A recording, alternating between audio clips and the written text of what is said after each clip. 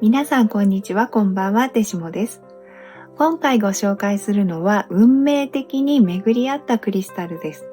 この動画に偶然引き寄せられてなんとなく見てみようかなと思った方、そしていつもてしもラボのヒーリングを受けてくださっている皆さんに必要な癒しと希望、そして変化をもたらすクリスタルだと自信を持っておすすめできるヒーリングです。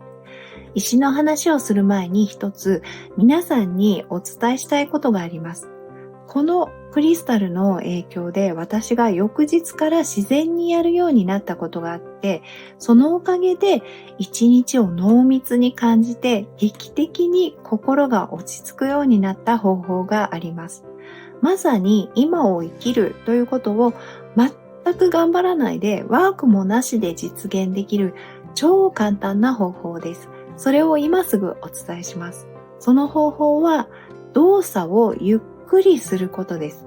少しの間でいいのでマルチタスクをやめて一つのことだけをしてみてください。そして動作を丁寧にゆっくりしてください。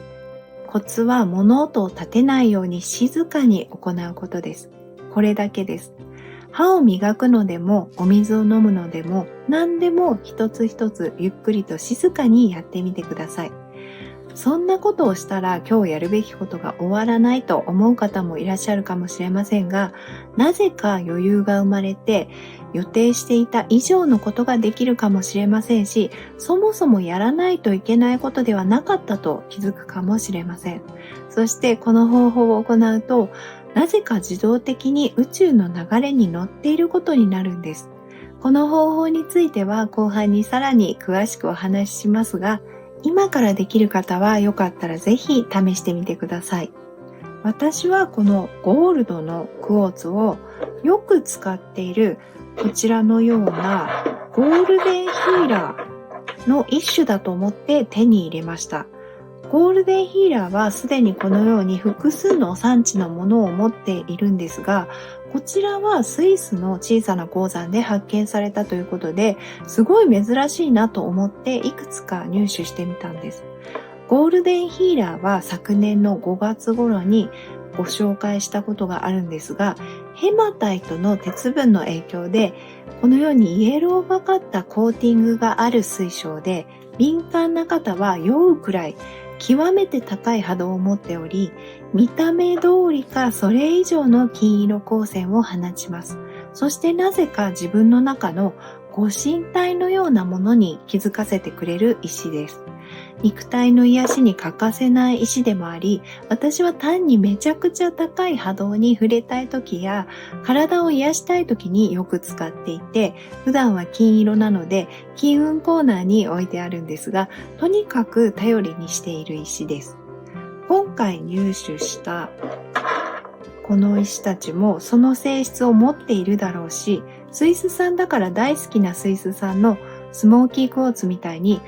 明るくまっすぐで動じない性格なのかな、楽しみだなと思って手にしました。でも調べてヒーリングを実践していくうちに、とある謎めいた希少な石の性質を持っていることに気づきました。それはずっと憧れていた石で、レインボーマヤナイトという名前で、このガイドブックに掲載されています。こちらですね。しかし、レインボーマヤナイトというのはいわゆる通称で、ゴールドクォーツの表面の鉄分が温度により虹色に変化した部分を持つものをそう呼ぶことがあるというものです。そのため、この石をゴールドクォーツとするか、それともゴールデンヒーラーとして紹介するか、レインボーマヤナイトとするか、はたまたオレンジ色だと捉えて、こちらがタンジェリンクォーツなんですが、このようにタンジェリンクォーツと呼ぶかはある意味自由なんです。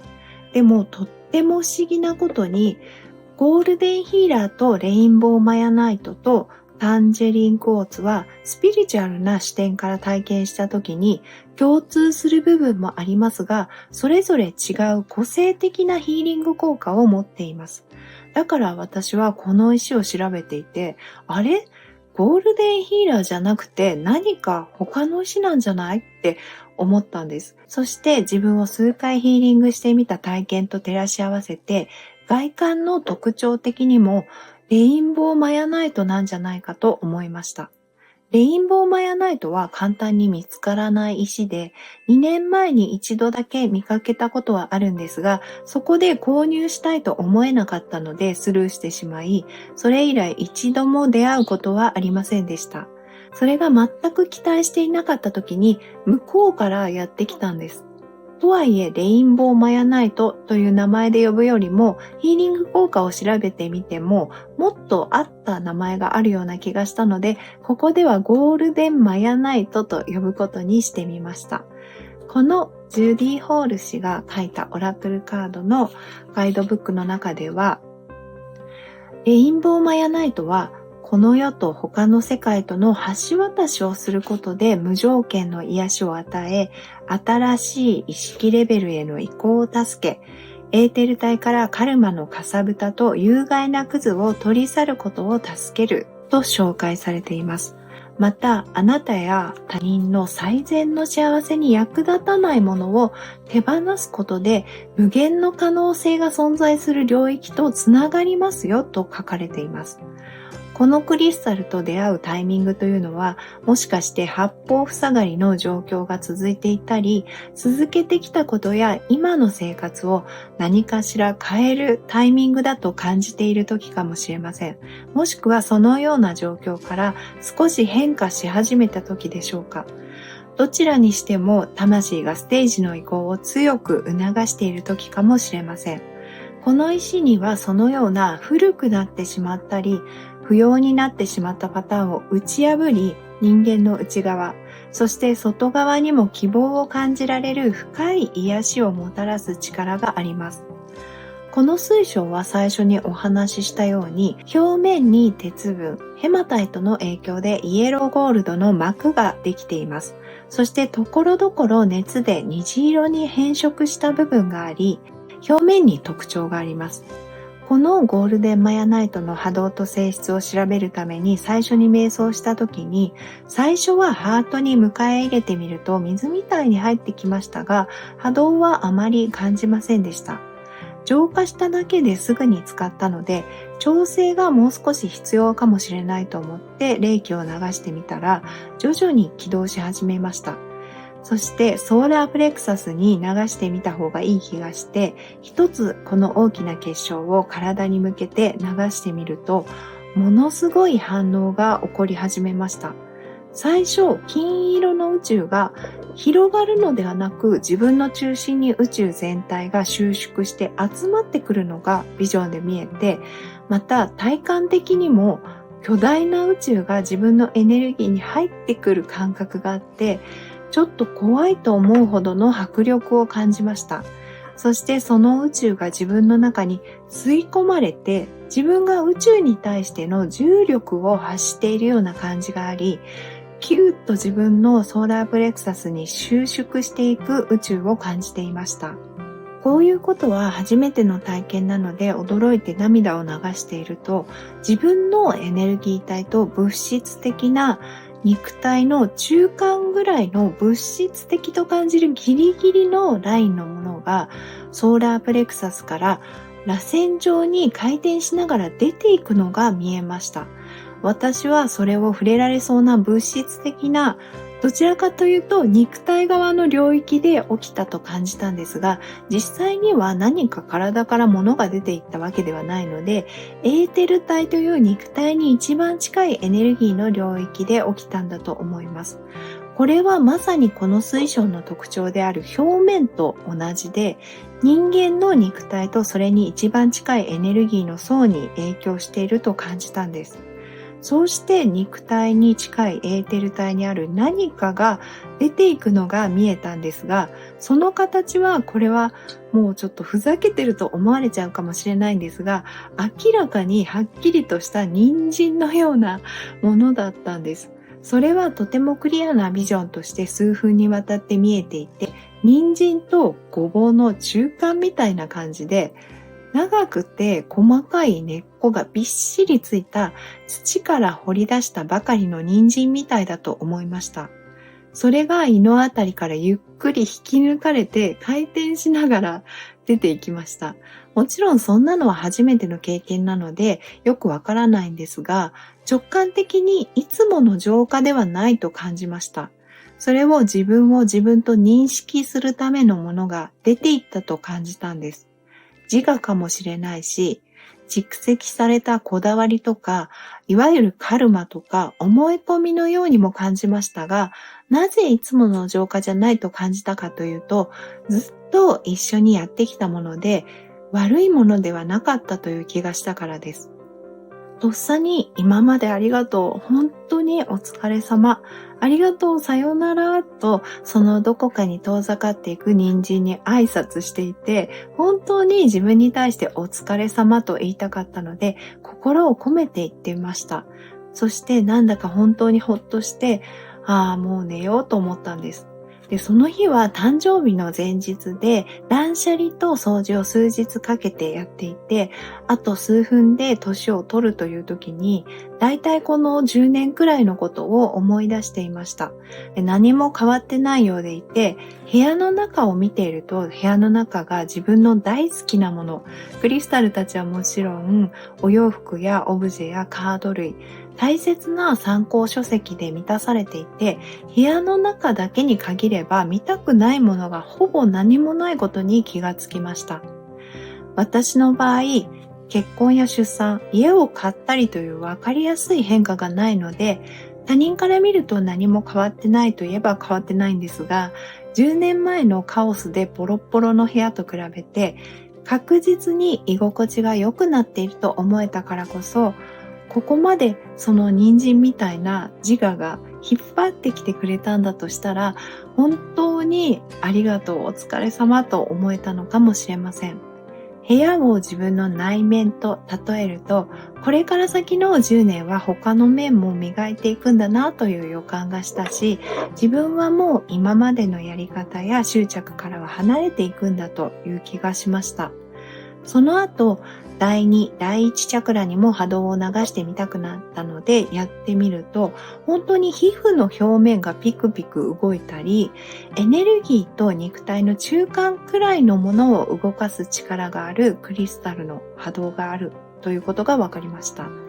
クラウンチャクラでは大量のプラチナゴールド色の光が流れ込む感覚があって、そこはゴールデンヒーラーとも似ていると感じました。意識と波動を上げるけど、すごく体を元気にしてくれるタンジェリンクォーツとも似ていて、肉体に近いレベルでそれが起こる不思議な感覚があるんです。ちなみに妹へのテストヒーリングでも人参ではなかったですが、同じように根っこを感じさせる体の表面にびっしりと張り付いたものが見えて、それが緩むのを感じて、妹は胃に数日間違和感を感じていたのが楽になったと言って涙を流していました。自分の場合も妹の場合もソーラープレクサスチャクラに主に反応していましたが、広範囲に対応する石なので、人によっては不要になったパターンを手放すことを促すのに適した他のチャクラに反応するかもしれませんので、本番のヒーリングでは直感に従い行ってみようと思います。正直この十数年私は忙しすぎて、毎日夜遅くまでぎゅうぎゅうのやることリストにチェックをしていて、でもそれが自分の性格に合っているような気がしていたし、やりたいことをやるというのはそもそもそういうものだと思っていたんです。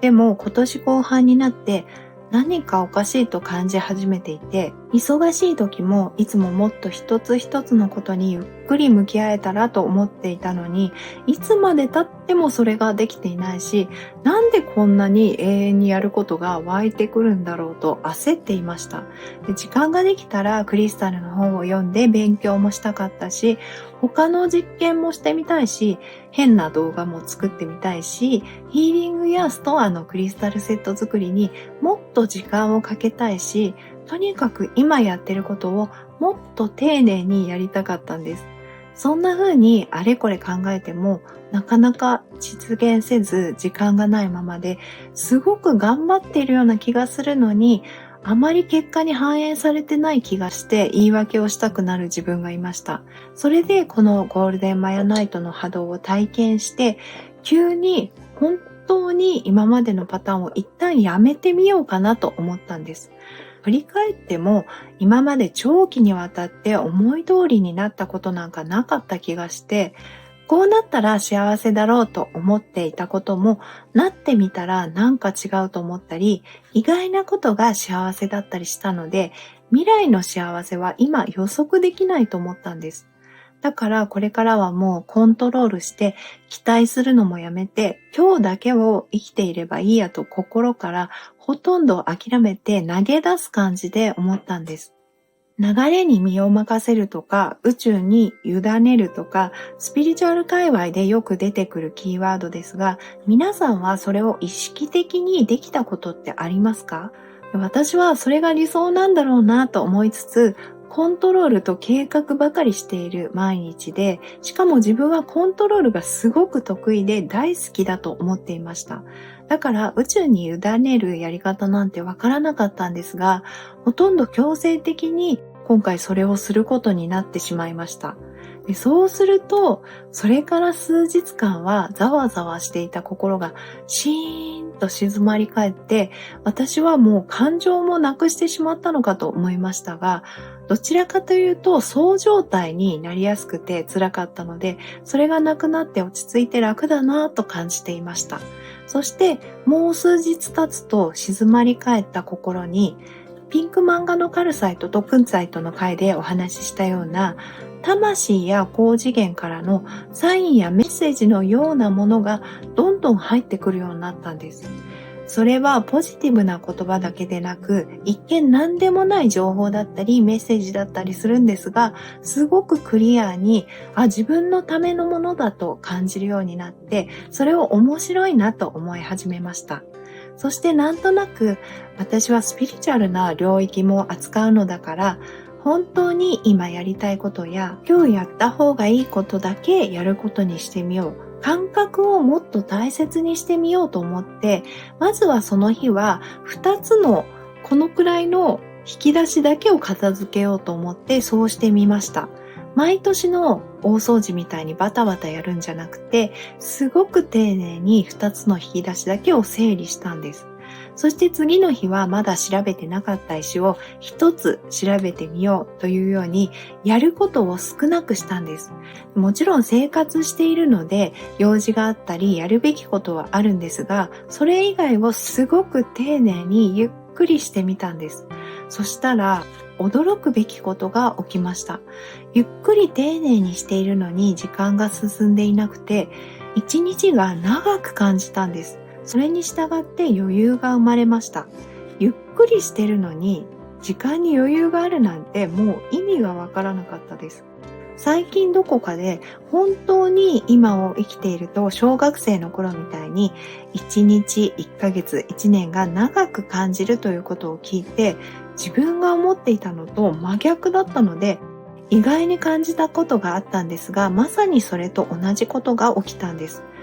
例えばクリスタルセットの注文があると、そこからその方が使いやすいようにクリスタルたちを最終調整するんですが、そういうことも今までももちろん丁寧にやっていたんですが、さらに意識して一つ一つの動作をゆっくり行いました。そうしようと思ったわけではなく、単にやることリストを廃止したので、今はこれだけをやる時間と安心してゆっくりやっただけなんです。で、他にも朝起きてお布団を整えて、枕の下のクリスタルたちにお礼を言って、岩塩のそばに置いて、クッションを集めて並べて、ゴミを見つけたらゆっくり拾って捨ててという動作も焦らないでわざと一つ一つ行って、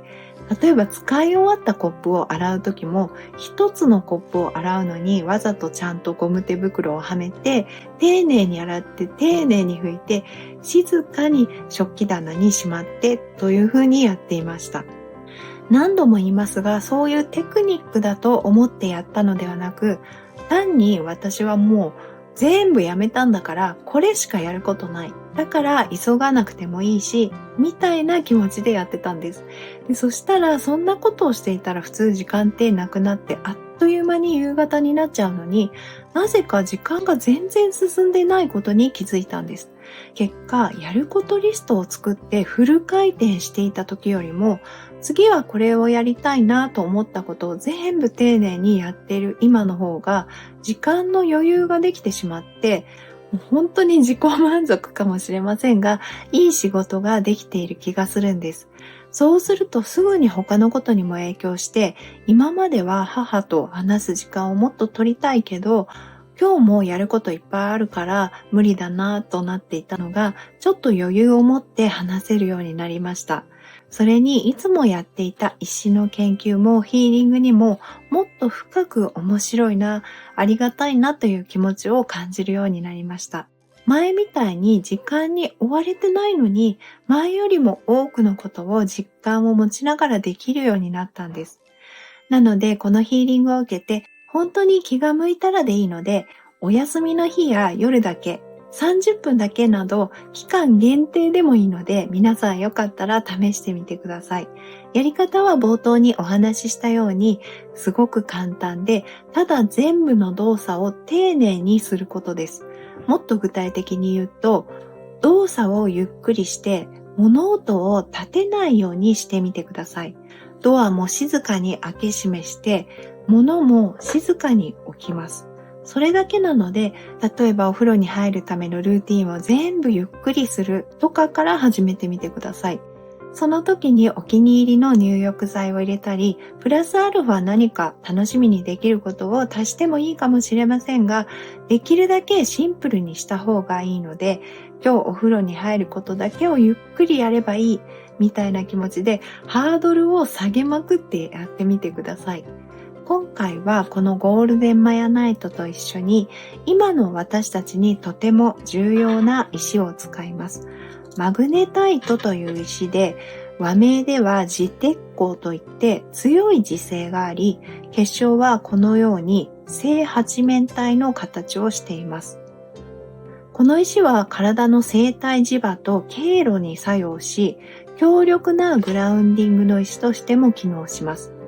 人生の現実的もしくはスピリチュアル的なステージの移行を経験している時の精神的な不安定さから来る不快感や恐れ、動機を鎮めます。感覚的に言うとエネルギー体の中で魂があるべき場所に収まってくれるというか、ズレがなくなってはまる感じがあります。とても深いレベルで体と心に安定をもたらすため、この数回のヒーリングで連続して使用することにしました。肉体へのヒーリング効果も高く、機能が低下した器官を刺激し、機能が行き過ぎている場合は沈めます。回復に必要なヒーリングエネルギーを供給する素晴らしいクリスタルです。このヒーリングでは私の個人的な気や念などがあなた様に届くことは一切ありませんし、技術的にもできません。私が管になり、クリスタルの波動と宇宙の光のエネルギーをお届けし、あなた様に合わせて最善の状態に調整されますので、リラックスして受けてください。集中してもしなくてもいいですし、他のことをしていたり寝ていても大丈夫です。瞑想の BGM として使うのもおすすめです。今回のヒーリングを積極的に受けたい方は、あれば金色や虹色の水晶、もしくは自分が今気になるクリスタルを手に持ち、ハートチャクラか気になるチャクラに当てて、そのクリスタルを通してゴールデンマヤナイトの波動が自分のエネルギーに入ってきているイメージをしてみてください。クリスタルをお持ちでない方は一緒に体や呼吸の感覚を感じながら受けてみてください。いつも高評価、コメント、そしてチャンネル登録ありがとうございます。最後の画面でカード3択メッセージもありますので、よかったら何かのヒントにしてみてください。それではあなた様のヒーリングを始めます。